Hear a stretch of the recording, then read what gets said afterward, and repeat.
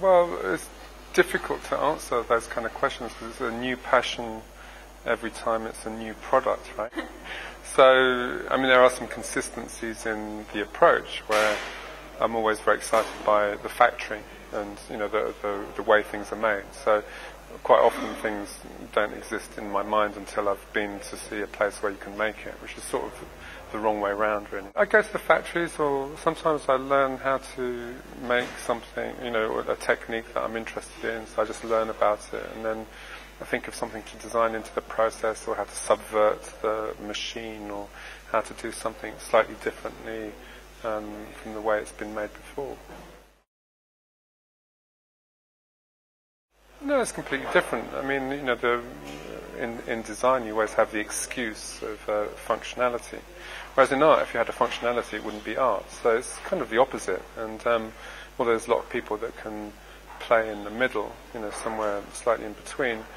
I've always enjoyed having a kind of, at least a departure point, which is a function. The reality of it is that things aren't super functional. I mean, they function, but they're not made to enhance functionality as the departure point, but sometimes they work all right.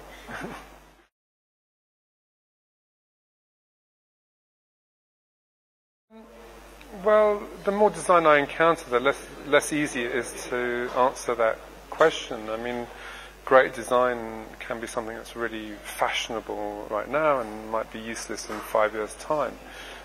Museums are full of examples of what was thought of as a great design.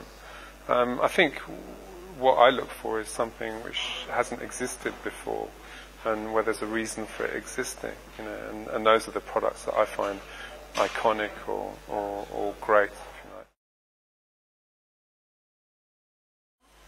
Well, you know, I've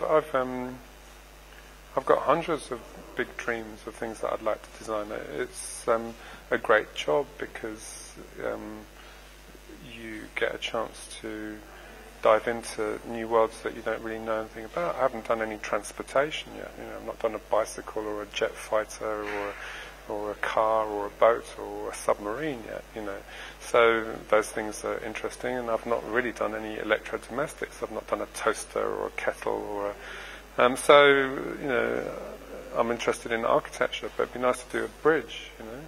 So I think there's a lot of new challenges that I'd love to have a go at. Well, I think we've all got to look a bit east at the moment. I mean, there's not any specific country that I'd point to, but you can see in places like Singapore and definitely Japan, you know, for a long time, where there's a kind of a great, much quieter aesthetic going on. But of course, the UK has got to be the best, right? Yeah, I think people do act as designers in many, many things without even realizing it. You know, on a daily basis, people are making decisions about color and about shape and about what they wear and how they put together a plate when they cook, and you know, even make decisions when they're, you know, when they're ordering a car. Or you know, it's all design, if you like. You know, design is such a broad word now; it encompasses almost everything. You know, people putting together a PowerPoint presentation is design, right? Well, you know, we're fortunate in England because we hold the international language, you know, of communication at the moment. So it's easier to talk about stuff than for some people, say in Indonesia or something. You know what I mean? So, you know, getting ideas out is also. Sometimes I make models. Sometimes I do a sketch. Sometimes I just explain things. You know. What to look at and what shape I want things to be. Sometimes I just wave my hands around, you know, and sometimes I make the thing myself. But in the main, the things that I make are so kind of dumb and simple that it doesn't take a lot of explaining, because I prefer things which aren't trying too hard, you know. So I mean, you'll see around you that things, you know, they're very basic shapes. It's just that my interest is in, you know, either the manufacturing technique or the finish or the material itself, you know, the weight of the material, or, you know, the kind of proportions of things. Yeah. You know, when you're a manufacturer and you've got to be very careful about colour because it actually reduces the amounts that you can sell, strangely, because, you know, people are very conservative. And also because you can't hold many different colours in stock, and it's a very risky business, colour, and it's also a very personal business, which is down to often national taste. So as an international company, colour becomes even more difficult. So, you know, we've got black and white, which are non-colours, and then we've got natural things in the natural colours, so copper in copper colours and wood in wood colours.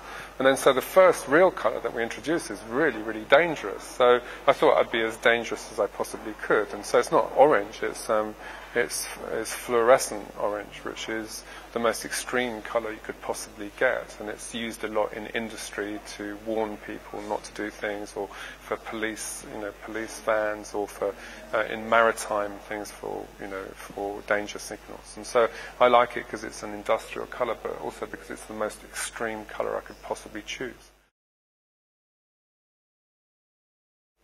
No, I'm always more interested in what I'm doing next, to be honest. So, I mean, there's a lot of things that I like at the moment that you can't see because they're only just coming through. So, some of them I'm happy with, but I wouldn't. It's like with your children, you wouldn't tell anybody, would you?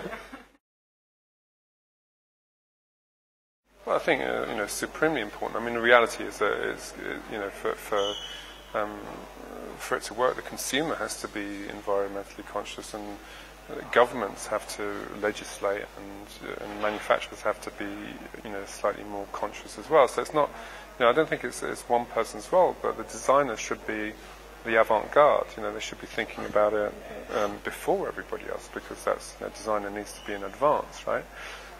My view on it is really, it's very difficult to sit in a place where you sell things for fashion purposes and for extra consumption to talk about ecology, but you can be careful about what you make, And so I know where all of these things come from. I've visited the factory, I know what their processes are like, and my tendency really is to try and make things which are probably as unfashionable as possible, things which, I hope will have a long life, and things which are made in a heavy and as long-lasting material as possible, so you don't throw them away. Yeah, you'd hope that people would hand them on to their children. That things would be around in 100 years as antiques. I mean, that's what you hope. That's what I hope. So it's like I say, it's a difficult thing to justify making anything, really. I think at the moment, but given that it's my job, I have to be careful about how the things will be used and how long they'll be used for, and what will be done with them after they're finished. I think the most important thing in the current climate, where there's so many designers and so many publications, is to try and find your own path. To find your own aesthetic and your own point of view.